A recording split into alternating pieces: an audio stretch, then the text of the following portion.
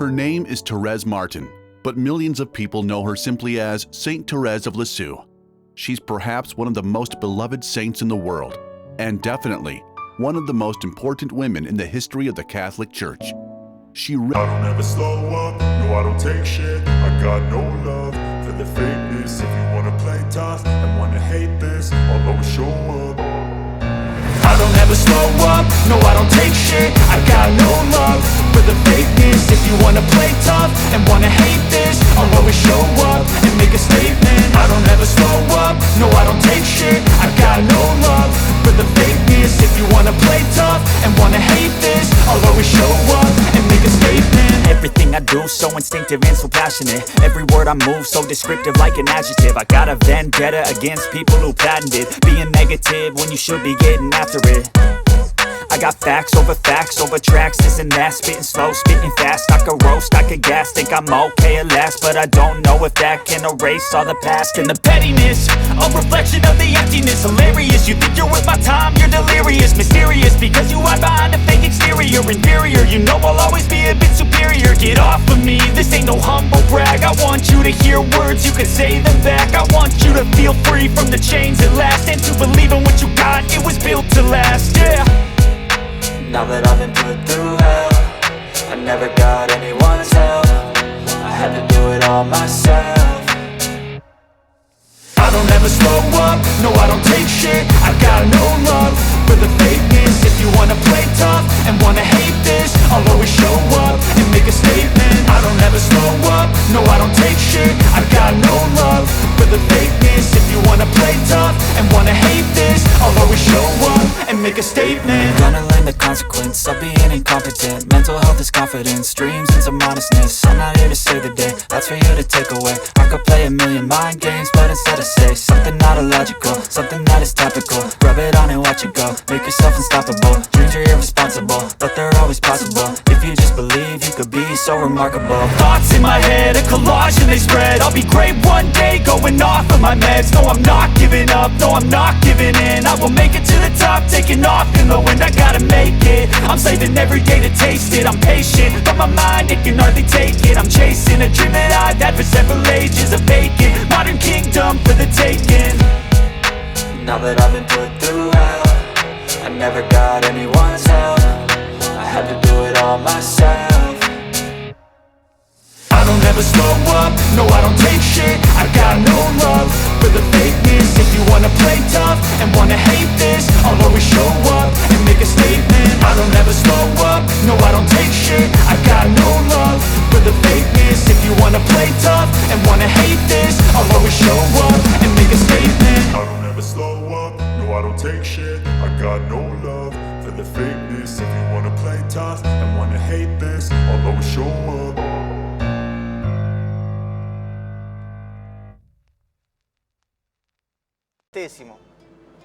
E lei ha promesso a se stessa di voler essere battezzata. Teresa mi aiuta giorno per giorno nell'affrontare, specialmente a livello morale, psicologico, affrontare quelli che sono i problemi che abbiamo con il nostro figlio. Thérèse helps me every day. She helps me on every single level, especially when it comes to helping our ill child. They're not huge problems, but for a father and a mother, it's difficult to deal with these challenges without the help of someone like Thérèse. Il problema di un figlio se non hai l'aiuto di una persona come Teresa. She's fundamental. I'm sure that every day, just like an angel, she watches over my son and protects him. She also protects us, so we can help him. I have no doubt. She looks over thousands of troubled families. Come sono sicuro che protegge migliaia di famiglie che hanno dei problemi, no?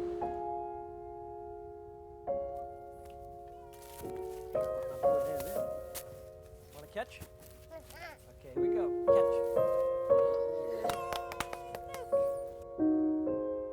I think of Wall Street. This is the most chaotic part of Wall Street. I would think of Thérèse, and she would keep my feet on the ground. She would keep me grounded. So she did help settle the chaos for me in my mind. I struggled with, personally, when I first was on Wall Street, with not being satisfied with what I was accomplishing. And I saw other people being very, very successful, much more successful than I was. And I struggled with, envy and jealousy. I want to be that guy. And I wasn't happy in my own skin. But reading Therese and learning more about Therese, it settled me, it calmed me, it made me be happy with who I was. And those kind of feelings of wanting to be someone else just went away. I refer to her as Therese, and she's a friend. I consider her a friend, and I consider her a companion. And I say that because I speak to her every day. Whether it's I need help with something, or so I'll ask for her help, or I'll ask her to pray for me, or I'll ask for prayers for other people who need help. And more importantly, I thank her all the time. I thank her for loving me. I thank her for being with me. I thank her for guiding me. And now I thank her for watching over my family, my new wife Ruth, and our beautiful son Luke. And Luke, I think, could be one of the youngest fans of Therese in the world, I think, because he knows her image, and he kisses her picture all the time.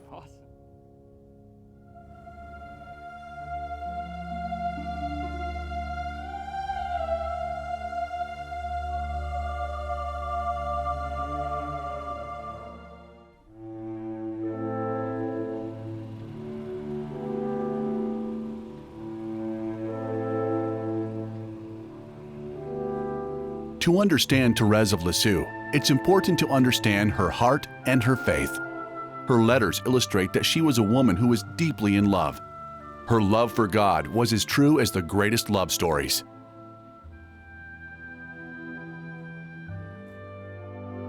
La vie de Thérèse. The life of Thérèse is a life in God and for God. Everything she does is ultimately in the name of her faith. Thérèse va faire, c'est finalement au nom de sa foi. For years, Carmelite priest Didier Marie Gollet researched the life of Thérèse. He claims that to understand her, one must first look into her heart to discover who she loved. La famille de Thérèse est composée au départ de son papa et de sa maman. Therese's family was made up of her father and mother, Louis and Zélie Martin. Before her birth, 8 children would come into the family, but 4 died by the time Thérèse was born. Je crois que tout part de l'amour. I think everything starts with the love between Louis and Zélie. The love they share for each other is a love that is rooted in God's love. They wanted to transmit that to their children. This is what will keep the family united. They will be united in their faith.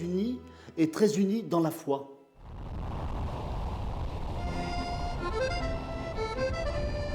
Camille makes unique gowns that are worn only once.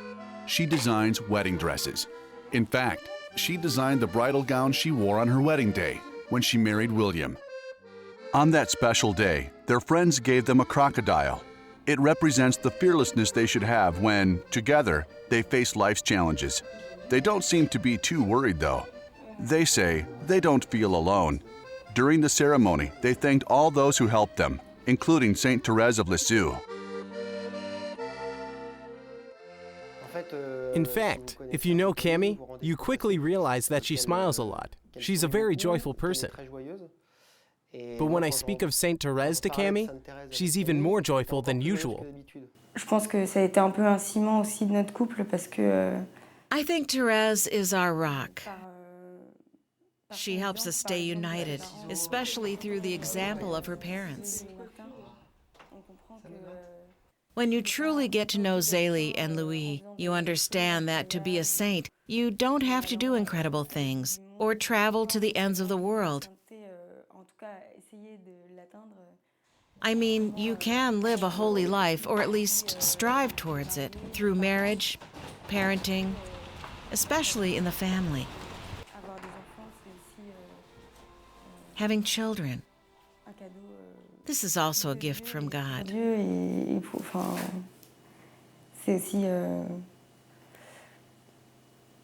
Voilà. Elle m'a parlé notamment des parents de Sainte Thérèse, donc Louise, en me disant que She talked to me about Therese's parents, in particular, that she saw them as model parents. 1 or 2 weeks before we met, she visited Lisieux to see the relics of Zélie and Louis. From that point on, she realized that her vocation was undoubtedly that of being a wife and mother. S'il y a vraiment quelque chose de ponctuel que j'ai pu... If there's a specific concrete grace I could have, it would be acknowledging that being a wife and mother is truly my vocation. I know I can go to heaven by living a simple and normal life. Le ciel par une vie pauvre, enfin normale. Il y a une phrase vraiment qui est importante, enfin moi qui à chaque fois There's a phrase that's very important for me. It changed my life and even my perspective on Saint Thérèse. It says, if I had committed the worst sins in the world, they would only be a drop in a blazing fire. All the world's sins are nothing when you compare them to God's grace. This is something Camille explained to me. If people understand this idea, they will understand Saint Thérèse. We said a prayer on our wedding day, where we thanked our parents, friends, and everyone. We specifically thanked Saint Thérèse because I honestly believe that without her, or her parents, so many things would be different.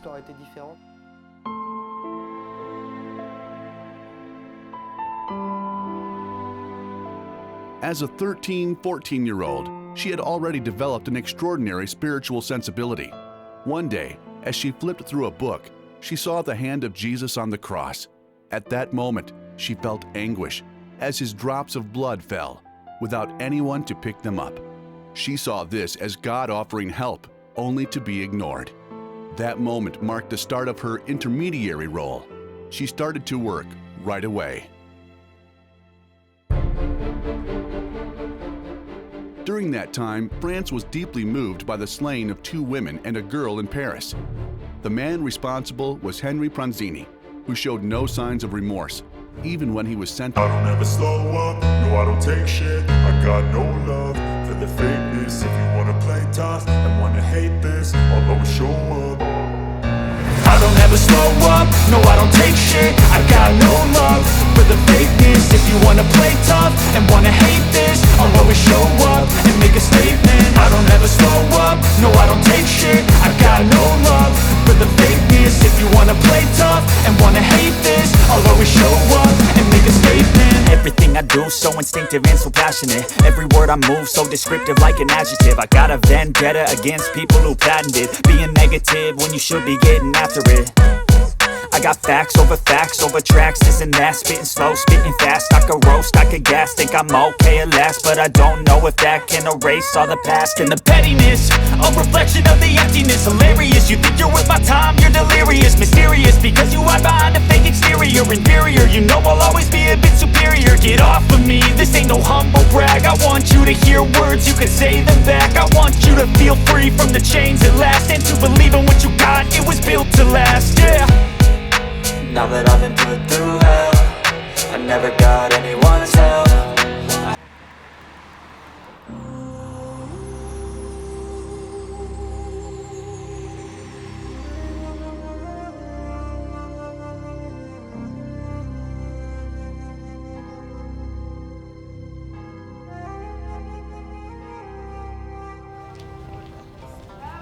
Quand j'étais petit, mon premier rêve était devenir un astronaute. When I was little, my first dream was to become an astronaut. I was amazed by space and all the planets. As you grow up, though, things change a lot. After considering different ideas, I feel that maybe God was calling me to a religious vocation. That may or may not be the case, but either way, I'm praying to Saint Thérèse. She has an important role in my life, and that includes what decision I end up making. En ce qui concerne ce choix que je veux faire, comme vous savez, le Liban est formé de plusieurs religions. As you know, there are many religions in Lebanon. There are about 17 or 18 religions in the country.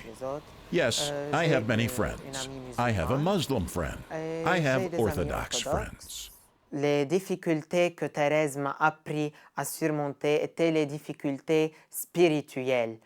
The challenges I've overcome, thanks to Thérèse, are spiritual challenges. Things like seeing others mock you because you are a believer and because you follow God. There are times when they laugh at me. They laugh because I take religion seriously. But then I think of Thérèse in the 19th century, when France was going through a divisive conflict with the Church.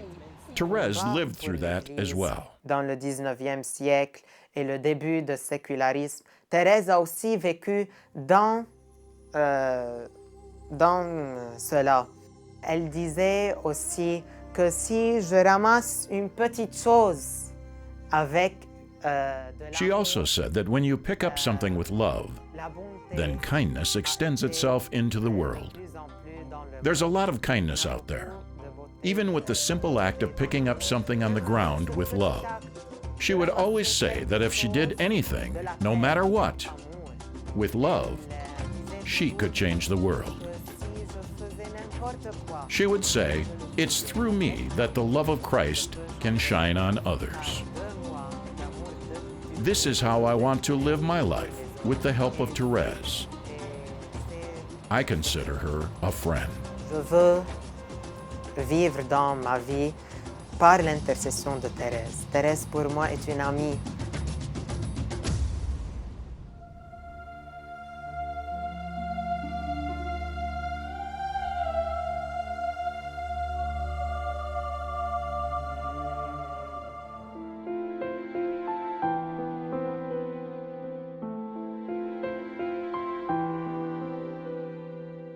Having complete access to the sites where Thérèse lived is not easy.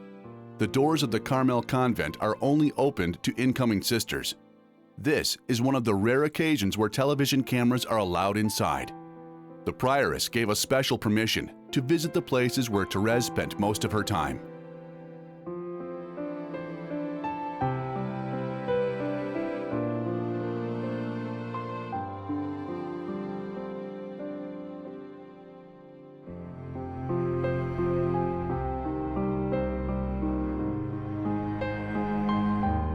Crosses like this one mark the exact places where Thérèse lived and worked, and often where Thérèse was photographed over a century ago by her sister Céline.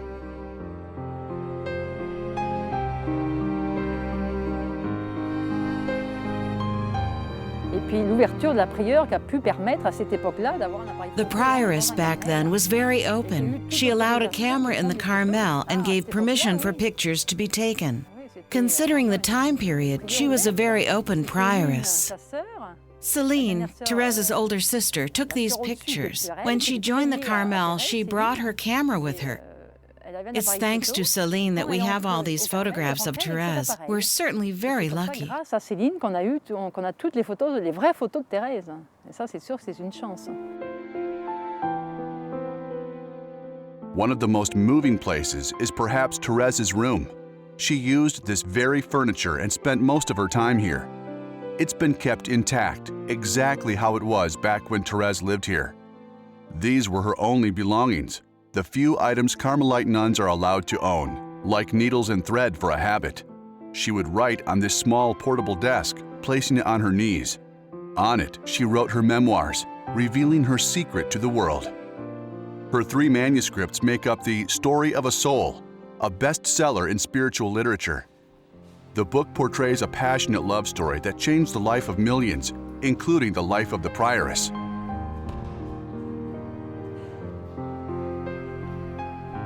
Pourquoi je suis au Carmel de Lisieux? Parce que le Seigneur m'a appelée d'abord. Ça, c'est la première chose. Why am I at the Carmel of Lisieux convent? First, because the Lord has called me. That's the first thing. There's also my desire to dedicate my life completely to God, a life of prayer and silence in community along with my fellow sisters. It all started at the age of 19 when I went to Lourdes. I didn't really know why I'd gone, but with time I understood. I had a personal encounter there with Jesus, the risen and living Lord. Before that, I had heard about Jesus during Sunday school, so I knew about his life and his story, but it was a 2,000-year-old story, 2,000 years. In Lourdes, I found the risen Lord, who lives in my heart today. And then one day I met Thérèse by reading the story of a soul, reading her book passage by passage. It was a time when I felt a deep desire in my heart, a desire that was difficult to live by. I felt lonely compared to this desire of loving Jesus. So immediately she became my friend. In Thérèse, I found that this madness for Jesus, this call to giving everything for him, was something she went through. I told myself, that's it. Before that, I had never considered living in a monastery or being a nun, but I had the idea of taking a retreat in Lisieux in the same spot where Thérèse lived. Once I was there in the retreat, almost towards the end, a nun came up to me and asked, "Would you ever become a nun?" I started thinking about her question, then I found myself alone in my room, thinking about this. All of a sudden, it was as if a light clearly shined through. I told myself, yes, that's it. There may be many reasons. I think the first reason is that if a young woman wants to be a nun, this is her gift to Jesus. This is the first and the most important thing.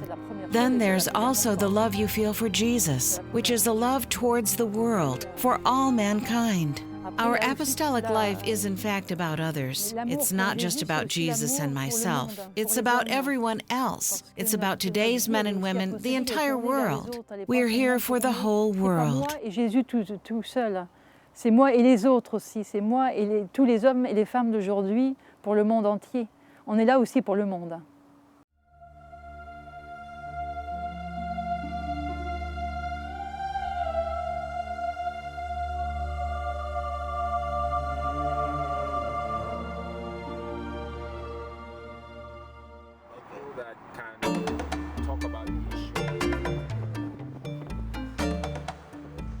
When you grow up in a Catholic family, the saints are a part of your life. I can't tell you a specific time when I got to know about her. And one thing I found very attractive was her promising to spend her heaven doing good on earth. So that really attracted me to her, and I developed a love and devotion for her. She wasn't able to travel, but she was able to pray for the mission, and that gave me an idea of being able to pray for a lot of my friends or family who aren't close to me, but I have them deeply in mind, and knowing that my prayers will get to them. She makes spirituality so simple. She makes attaining heaven so achievable. I found that very remarkable, and I just generally fell in love with her. I tell you one thing, because of that, I do have a daughter, the 10th of my 12 children, who is named after her, Marie-Thérèse. Just before my 10th baby, I had this devotion to Saint Thérèse of the Child Jesus, and I was praying the 24 Glory Bees, and within me, I just felt if she turned out to be a girl, I'd call her Marie-Thérèse. Well, to my delight, she did turn out to be a girl, and she is Marie-Thérèse, and I tell you something, I believe she looks like her. And it has helped me maintain a calm balance in running the home, meeting the challenges and all that, because looking through her life, she was able to face a lot of challenges in spite of everything. And she seemed so simple, in a very simple manner. Basically, what I try to pass on to my children and all whose lives we touch is to live a simple life, trust in God, abandon themselves completely to His will, and not take themselves too seriously. I've learned all this from Saint Thérèse, and it has worked for me. You're listening to The Break with Father Roderick on SQPN.com, episode number 847, recorded on August 17, 2012. From the Simpsons to the Sacraments, from technology to theology, this show features the cool and the classical, the past and the future, the trends and the tradition. So wherever you are and whatever you're doing, I think it is time for a break. When I think of Saint Thérèse, I immediately see a mental image of her photo. that's what's so cool about her. We still have photographs of her. So in a way, she feels very contemporary, almost as if she's still among us. So I see this radiant face, a smile, but also eyes that kind of betray a lot of depth. There's something, I don't know, very fascinating about the way she looks. Very serene, very welcoming, friendly. It's a striking face. We don't make programs that are just about, church or theology. We always try to mix it and to connect to what people are interested in. For instance, I do a show about health and holiness. And that is a way to make faith relatable and low threshold and easy. Because people, when they think about faith, they think about, it's going to be serious, it's going to be complicated, it's going to be about theology, and it's going to be boring. Well, I try in my programs not to be boring and to be interested in what people are interested in, and then add that Catholic perspective on things. So that I never force people to believe. It's always kind of an approach where you invite people to share what you're passionate about. And hopefully by that, something starts to work. I've been brought up in a Catholic family, and then in secondary school I started to notice that I was actually an exception. There were not many of my fellow students that still went to church, and oftentimes I would get attacked. And so bit by bit, I wanted to know more about faith. And one of the first things that I remembered was like, I should pray. If God exists, then perhaps He wants to talk to me. But I had no idea how to pray. Nobody ever taught me, except for the Our Father and the Hail Marys. But I didn't know how to talk personally to God. And then one day, my mother gave me a book of Saint Thérèse of Lisieux. And it was an account of her last conversations with her fellow sisters when she was already dying. And I started reading it, and I was like, oh my goodness, this is just like someone from my age. And the way she talks to God and talks about God is so simple. And God is her friend. And she talks to God in a way that she would talk to her father. And that taught me how to pray. And once I started praying, I think God knew that the door was open and that He could get a hold of me. And I think that's how my vocation started. I think I owe it to her. What I love about Saint Thérèse is that she makes things so simple when it comes to faith. It's not about reading lots of theology or being able to pray with beautiful words. The only thing you need is to love and to be love and to love God and to let yourself be loved by God. And so it's a relationship. And the moment I got that, I was like, why didn't anyone tell me that? It's very easy to reject ideas. And it's very hard to reject friendship. And so the moment that I discovered, thanks to Saint Thérèse, that it was ultimately in faith, it was all about friendship, that made it so easy and so relatable. And that's still the way that I try to preach and evangelize. It's always, it's very, very simple. God loves you, and you gotta love Him back. And once you start doing that, your life will change.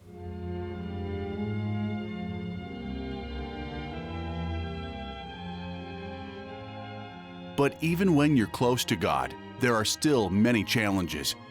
The toughest of them all is the dark night of the soul, in which Christians lose nearly all their faith in God. Thérèse herself went through that terrible experience during the last months of her life.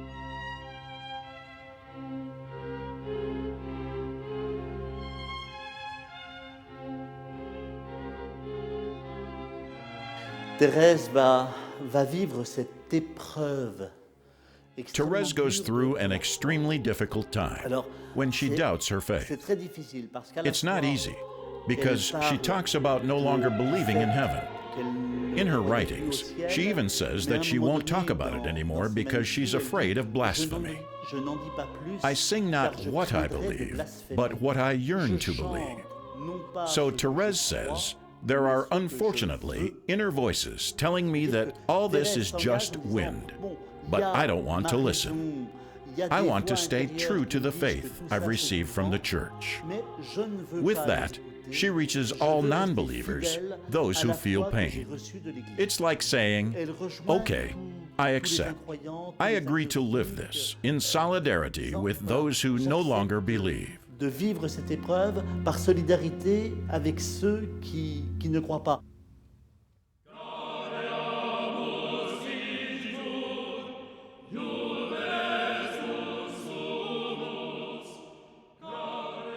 She was so human that I think people connect with her because she's human and she has human desires and human fears and doubts, and yet tries to love through it all. My parents sent me to the Catholic school. I'm not Catholic myself, I'm a Protestant Christian.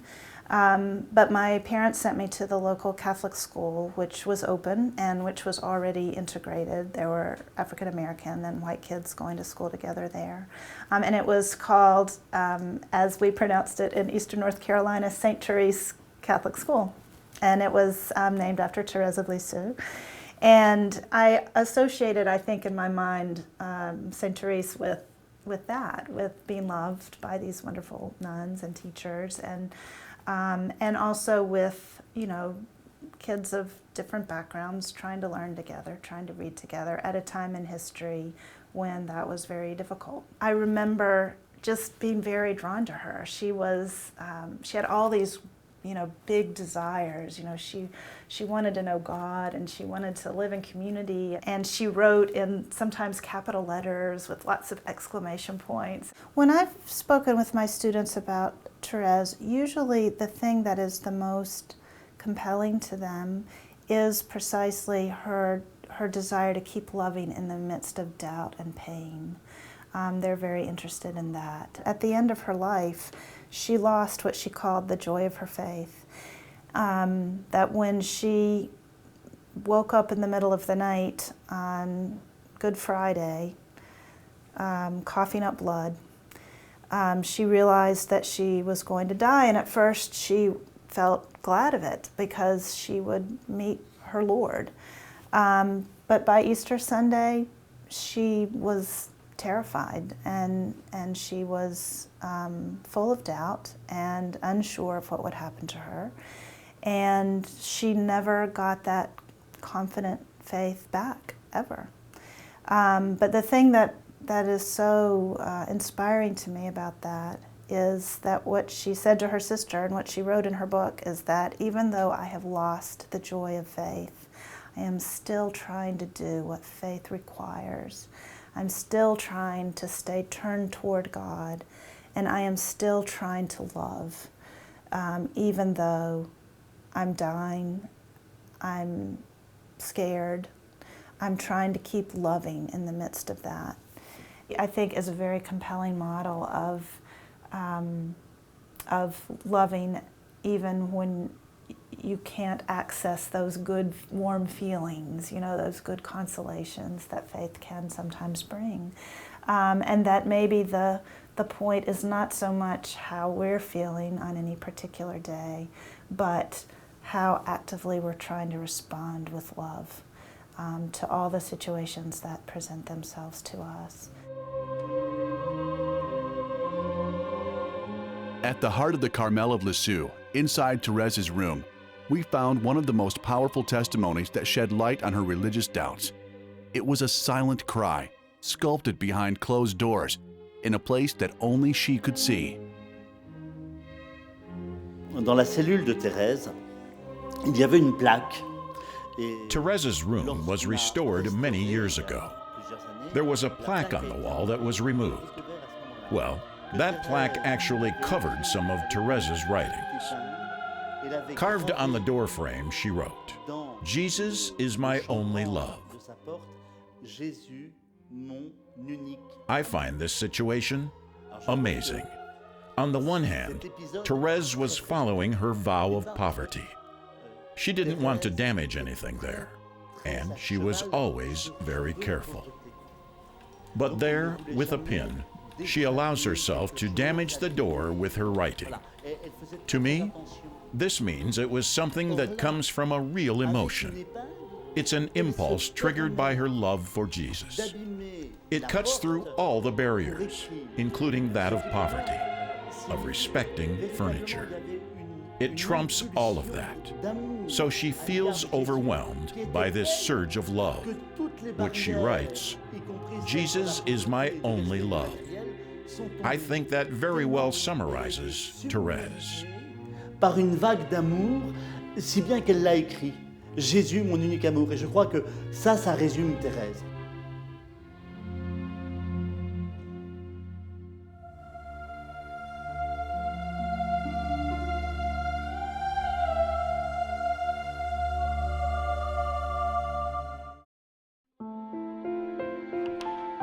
Inside the Carmel of Lisieux infirmary, everything is the same as the day Thérèse died. She spent her last months here. In this room, she experienced a feeling of inner darkness. Those shaking doubts about faith consumed her heart as tuberculosis ate away her strength. Quand nous recevons des intentions de prière, when we receive prayer intentions, we often place them in the infirmary underneath her head pillow, along with her relics. beaucoup de personnes nous demandent de prière. Many people send us their prayers and intentions. Most of them are people who are going through some type of suffering. They ask us to pray for them. C'est une amie qui est proche de chacun. She is a friend, someone who is there. She is a friend who is close to everyone, and she truly supports people. She is someone who is beside you, someone who can help you through the trials of life.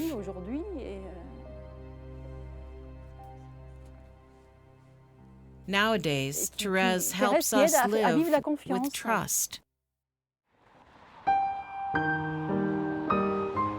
The Society of the Little Flower is the oldest organization in the world dedicated to Thérèse of Lisieux. It was founded in Chicago in 1923, only 26 years after her death, when the Pope had not yet declared her a saint. By then, her name had spread across the world. One day she saw a little wild flower out there in the path. She went off a path and she said, "What are you doing here? Nobody is ever going to see you. Do you have any purpose if nobody sees you?" Because I'm an extrovert, so I want people to know. And as she was looking, she got this insight. She said, it gives glory to God just by being here, even if nobody sees it, the God who created it. You know, most of us want the satisfaction of other people seeing it, affirming it. No, you give glory to God just by being. See, it's that presence. Be who you are. The phones at the center ring non-stop.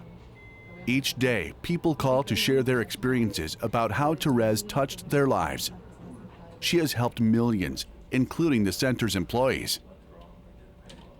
I was offered the position of development director in 2000, August 15, 2000, and in August 15, 2001, my husband of almost 20 years passed away to the day. And with that, if I didn't have Thérèse in my life, if I didn't have the Society of the Little Flower, if I didn't have the grounding stability of a position, to know that it was bigger than me, that I had to continue. I had 3 children. I don't know where I would be today. I don't know where my children would be today. My sons are all very successful. My oldest son is in construction. My middle son is a Marine and now is studying to be a lawyer at John Marshall Law School in Chicago.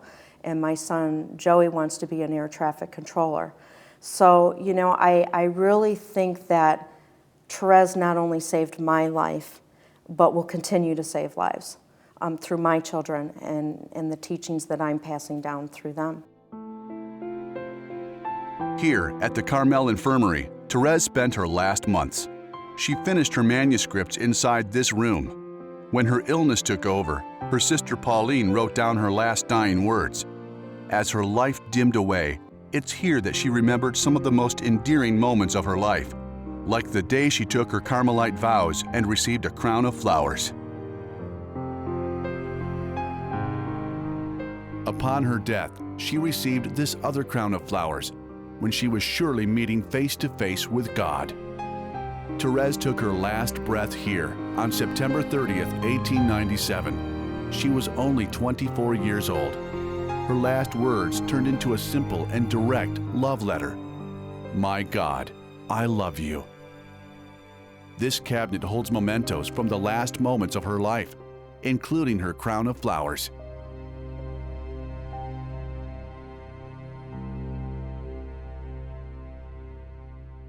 Elle veut faire connaître sa petite voix à toutes les âmes. Therese discovered a divine treasure, and that becomes clear when she's in the infirmary. She speaks with Sister Agnes and tells her about it. She then asks her to reveal this secret to others. That treasure is the little way, the path of complete trust, the importance of the present, the now. Therese thinks the present instant is important. When it comes to my life, that means the past is in the past. I can't do anything about my past. The future is unknown, but in the present, the now, I can join Jesus and I can love. Mais dans l'instant présent, je peux m'unir à Jésus et je peux aimer.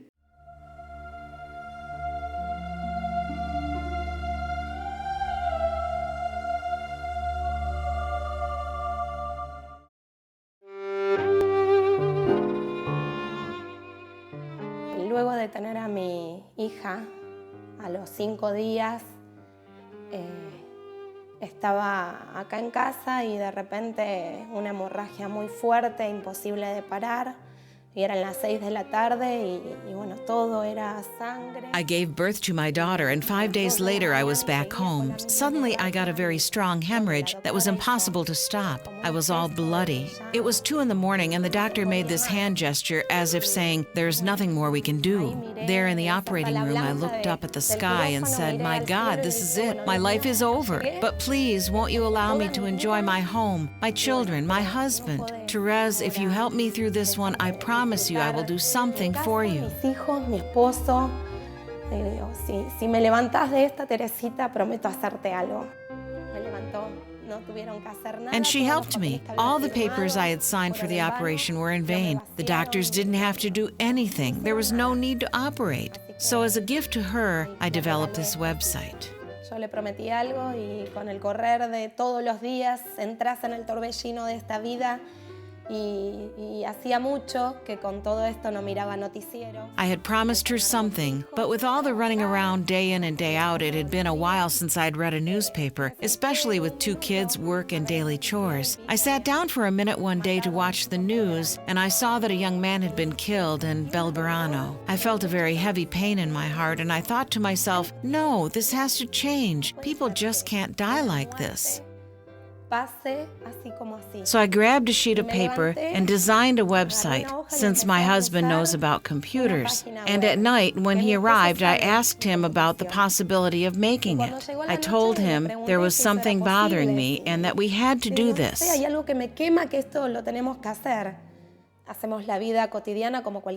We settled into a daily routine like with any family. I make breakfast for my husband every morning. He goes to work and I spend 2 hours every morning on the webpage answering messages. In the evening, when he returns from work, Pablo takes over.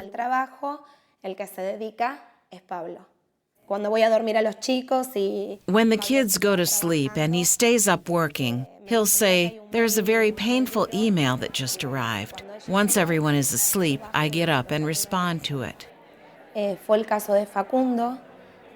That was the case with Facundo. His mom had asked, like so many others, for prayers for her ill son. He had gone on vacation to his grandmother's house, and a dog attacked him, leaving him quadriplegic. It was very hard to see their pain up close. His condition, the distress of a mother who's about to lose her son. At that moment, the only thing we can do about it is to send our prayers so they may strengthen him. Well, time passed without knowing where the lady was from, and we made reservations to visit Necochea in Argentina for our vacation. como siempre, para ver cómo seguía Facundo. So we wrote her an email to see how Facundo was doing. She wrote back saying that he was in very bad shape and going through his final days. As fate would have it, this is the style of Therese. This woman was living in Necochea, where we were about to vacation. Así que fue una experiencia. Going there turned out to be a very tough experience. All 4 of us went, including our 2 kids. They took part in everything, and they helped us with everything. We gave this mother such a strong embrace, as if we had known her for years. At that moment, I told myself, God uses us like pieces of a puzzle that slowly fall into place. Each piece completes a mission, the mission of each and every person. Era una pantalla y había generado un sistema donde la gente. On our website, people could send us a message through email. We would write back, but the idea was really to get people to come together and pray for those intentions. Momento del día la gente se uniera a pedir por las peticiones que allí se dejan. A la semana tuvimos que dar de baja el servidor con que estábamos porque After about a week, we had to switch our host server because we were getting more than 150 daily visits, and our simple resources weren't set up for that. Para hacer la página no daban abasto. Así que a partir From de that ahí point empezó on, un we saw an crecimiento exponential growth, casi month after month. exponencial mes a mes. Today, Llega we have hoy a nearly tener 60,000 visitors every day. Este trabajo realmente fortaleció This has spiritually strengthened our marriage. porque nos lleva a Our souls come together when we work for a common goal, espíritus en un fin común.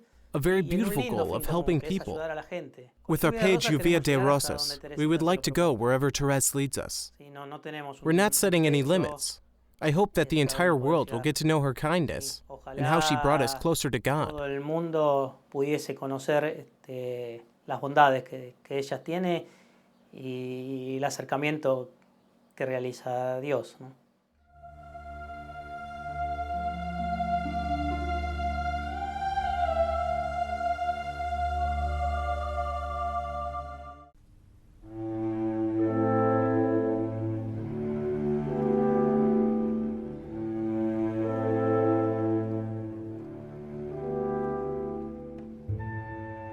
Je crois que le secret de Thérèse. I think the secret of Therese is that she said, I will spend my heaven doing good on earth. So this may seem like wishful thinking, but then she tells us, since I never refused anything to our good God, He cannot deny me anything. So in that sense, this message could be considered an announcement of Therese's future mission, her posthumous mission. Every day, hundreds of people come here to visit. It's the very church she attended as a child, and inside lies a statue of Therese. It's here in this parish that she said farewell to her father before entering the convent. Many pilgrims come here, hoping to find her secret. Others ask for a miracle. There's no telling if it will happen, but they leave with the special gift of hope. The secret of Therese poses a modern-day challenge in a world where people are often judged by their possessions and not by who they are. Her own life is a prime example of how a simple flower can lift an entire landscape to beauty. In other words, what would become of Monet's canvas without its small and seemingly insignificant flowers?